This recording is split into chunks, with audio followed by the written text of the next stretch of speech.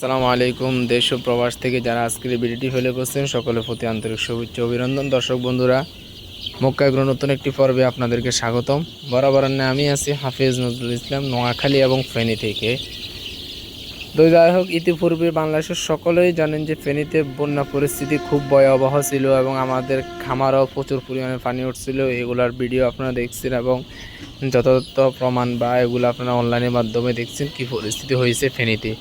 বাংলাদেশের যে পরিমাণ বন্যা হয়েছে ইতিপূর্বে আমার দীর্ঘ 15-20 বছরের ভিতরে ফেনীতে এই পরিমাণ বন্যা বা বাংলাদেশে অন্য কোনো অঞ্চলে এই পরিমাণ বন্যা আমার জানা মতে বা আমাদের সাথে যারা আরও বয়স্ক লোকেরা ছিল তাদের জানা মতো হয়নি। ফেনীতে প্রচুর পরিমাণ, অর্থাৎ ফেনীতে হাঁটা চলাচলের রাস্তায় মাথার উপরে পানি, অর্থাৎ আপনি ঠাই পাবেন না। আমরা যেটাকে বাংলা ভাষা বলি এবার নোয়াখালীর ভাষায় আমরা ওখানে হাঁটার কোনো উপায় ছিল না।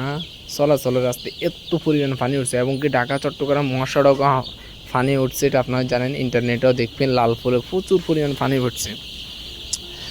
তো যাই হোক, আজকে যে বিষয় নিয়ে আলোচনা করবো সেটা হচ্ছে যে 15 দিন বয়সী মিশরি ফার্মি মুরগি নিয়ে। অনেকে আমার কাছে প্রশ্ন করেন যে আসলে আমি বাচ্চা ব্রুডিং করতে পারি না বা ছোটো বাচ্চা কিনে কীভাবে লালন পালন করব। তাদের উদ্দেশ্যে আমি একটা কথা বলবো, আপনারা চেষ্টা করবেন যে অল্প বাচ্চা কিনতে এবং বাচ্চাগুলা বড় কিনতে। আর যদি ছোট বাচ্চা কিনেন সেক্ষেত্রে কম বাচ্চা কিনলেও বেশি বাচ্চা না কিনেটাই ভালো। তো বড় বাচ্চা কেনার ক্ষেত্রে আপনারা মিনিমাম 120 বাচ্চা ক্রয় করবেন। কারণ আমি আপনাদেরকে এই জন্য বলি, অনেকে আমারও বলেন যে ভাই আমি 50-20 দিয়ে শুরু করবো। তখন আমি আপনাদেরকে একটি কথা বলে রাখি যে সবচেয়ে গুরুত্বপূর্ণ বিষয় হলো যাই আপনি 50-20 দিয়ে খামার শুরু করেন, সেটাতে আমার কোনো বাধা নাই। কিন্তু আপনি যখন 50-20 দিয়ে লালন পালন করবেন আর সেক্ষেত্রে আপনার সেখানে মাসিক ইনকামটা হয়তো 5-6 হাজার টাকা হবে বা 5,000 টাকা হবে, তাহলে সেক্ষেত্রে আপনার এটা শখ উড়ানি হবে, আর কোনো কাজে আসবে না। কারণ এতে আপনাদের এখান থেকে কোনো ফ্যামিলির আর্থিক চাহিদাও পূরণ করতে পারো না। তার জন্য এত পরিমাণ দিয়ে শুরু করা, যতগুলো দিলে মোটামুটি আমার মাসিক 15-20 হাজার টাকা ইনকাম হয়, মোটামুটি একটা ছোটোখাটো ফ্যামিলি চলে। এই ধরনের অ্যামাউন্ট বা এমন পরিমাণ বাচ্চা দিয়ে ফার্মিংটা স্টার্ট করা আমার মতামত আর কি। এতে যার যার ব্যক্তিগত মতামত আর একটু অন্যটা হতে পারে। তো যাই হোক, মিশরি ফার্মি মুরগিগুলো সাধারণত 1 দিন বয়স, 15 দিন, 1 মাস, 1.5 মাস, আমরা সাধারণত এই বয়সের মুরগিগুলো আপনাদের জন্য প্রস্তুত করে থাকি বা বাজারজাত করে থাকি।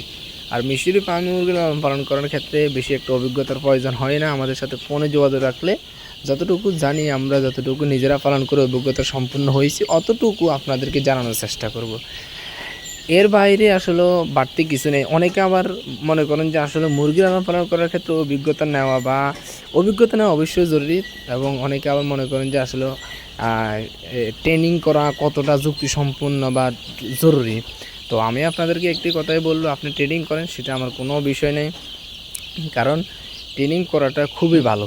আর না করলে যে মুরগি লালন পালন করতে পারবেন না বিষয়টা কিন্তু তা না। আপনি দেখেন বাংলাদেশের শতকরা 99% বা 95% লোকেরাই কিন্তু মুরগি লালন পালন করতেছে ট্রেনিং ছাড়াই, কারণ তারা করতে অভিজ্ঞতা হয়েছে। এখন আপনি যদি দেখেন মুরগির এই রোগ হলে এই ওষুধটা খাওয়াতে হয়, এখন দেখা গেছে আপনার মুরগিতে আজকে ভ্যাকসিনের ডেট, আপনি কাগজ কলমে পড়ছেন যে ভ্যাকসিন যখন সময় হয়ে যাবে তখন দিয়ে দিবেন, কিন্তু না, ভ্যাকসিনে যখন সময় হবে তখন কিন্তু আপনি দিতে পারবেন না যদি মুরগি অসুস্থতা থাকে। এটা কিন্তু আপনি কাগজে লেখা থাকবে না যে মুরগি অসুস্থতা থাকলে যে ভ্যাকসিন দিয়ে দিতে হবে।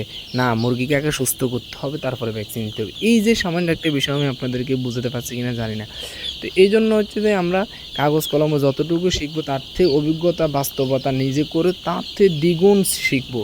একটা কথা আছে, প্রবাদ বাক্য আছে, আপনি জানেন না, শুরু করুন, সেখান থেকে আপনি জানতে পারবেন। তো যাই হোক, আজকের ভিডিওটি এ পর্যন্তই। ভিডিওটি যদি ভালো লাগে একটি লাইক করেন, আর এই চ্যানেল নতুন দর্শক থাকলে অবশ্যই চ্যানেলটি সাবস্ক্রাইব করেন। সবাই ভালো থাকবেন, সুস্থ থাকবেন। সকলের সুস্থতা কামনা করে এখানে বিদায় নিচ্ছি। আল্লাহ হাফেজ।